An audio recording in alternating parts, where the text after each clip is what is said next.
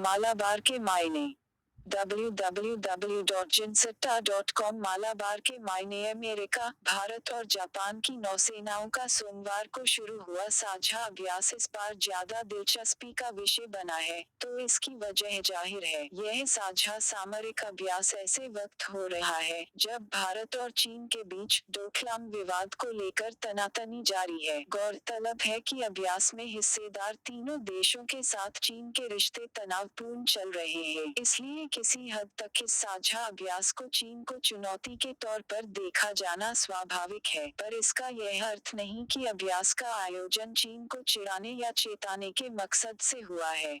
भारत और अमेरिका के संयुक्त नौसैनिक अभ्यास की शुरुआत 1992 में ही हो गई थी, जब नरसिंह राव प्रधानमंत्री थे। कह सकते हैं कि आर्थिक उदारीकरण ही नहीं, सामरिक उदारीकरण की भी नींव राव ने डाली। 1998 सेकंड पहले बंगाल की खाड़ी में अमेरिका के साथ 3 साझा अभ्यास हुए थे। भारत के परमाणु परीक्षण से नाराज अमेरिका ने आगे शामिल होने से मना कर दिया, लेकिन 11 सितंबर 2001 के आतंकी हमले के बाद उसके रुख में बदलाव आया और मालाबार का क्रम फिर शुरू हुआ।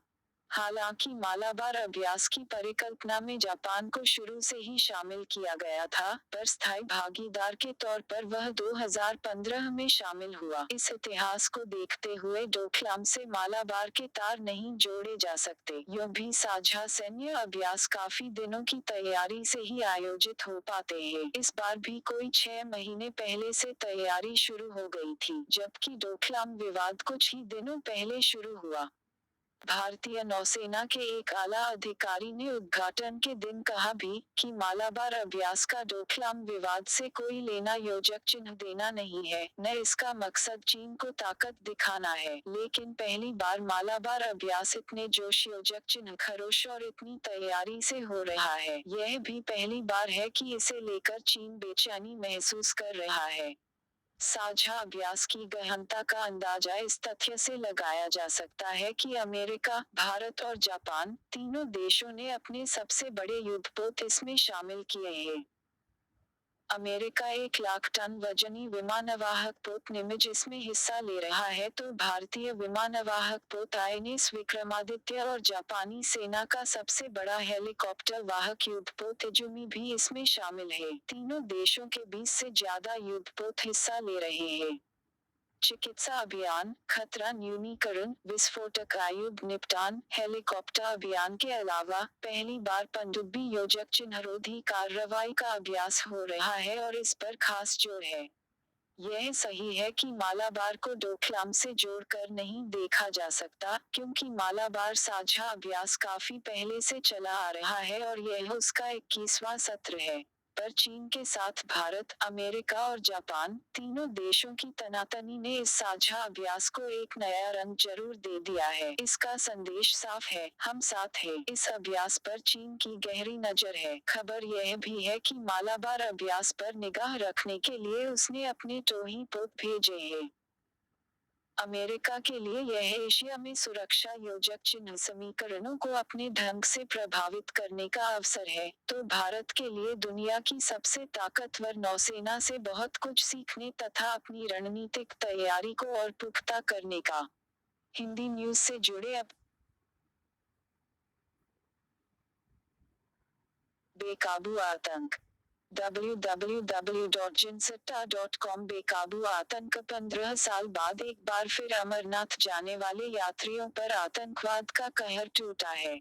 आतंकियों ने हमला कर 5 महिलाओं समेत 7 व्यक्तियों की हत्या कर दी और 2 दर्जन लोगों को घायल कर दिया। श्रद्धालु गुजरात के थे और एक बस में सवार होकर जम्मू लौट रहे थे। इससे पहले आतंकियों ने सन 2000 में पहलगाम में 30 तीर्थयात्रियों की हत्या की थी।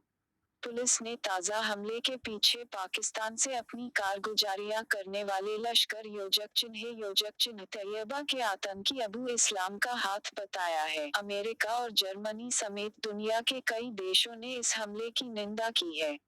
घटना की गंभीरता को देखते हुए गृह मंत्री राजनाथ सिंह ने राष्ट्रीय सुरक्षा सलाहकार अजित डोभाल के साथ स्थिति की समीक्षा के लिए आपात बैठक की। सुरक्षा एजेंसियों ने पहले ही अमरनाथ यात्रियों पर आतंकी खतरे के बारे में आगाह किया था। खुफिया रिपोर्टों के बाद ही सेना, पुलिस और अर्धसैनिक बलों के 80,000 जवानों को तैनात किया गया था। विडंबना यह है कि हमलावर इतनी कड़ी सुरक्षा व्यवस्था को भेदने में कामयाब हो गए। हालांकि प्रशासन की ओर से कहा गया है कि जिस यात्री बस पर हमला हुआ, वह अमरनाथ यात्रा के जत्थे में शामिल नहीं थी और न ही उसे इस यात्रा के लिए पंजीकृत कराया गया था। अगर ऐसा था भी, तो पुलिस को बचने का कोई बहाना नहीं मिल जाता। अलबत्ता यह जवाबदेही जरूर तय होनी चाहिए कि आखिर 56 यात्रियों से भरी बस किसकी इजाजत से वहां तक पहुंची। जैसा कि बस के मालिक ने कहा कि उसने आरटीओ से परमिट ली थी।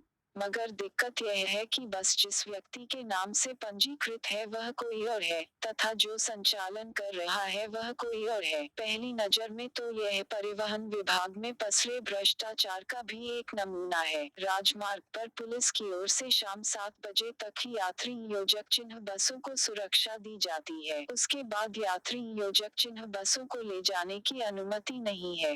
यानी बस संचालक ने तीर्थ यात्रा के नियमों की अनदेखी की और रात 8 बजे के बाद वह बस ले जा रहा था।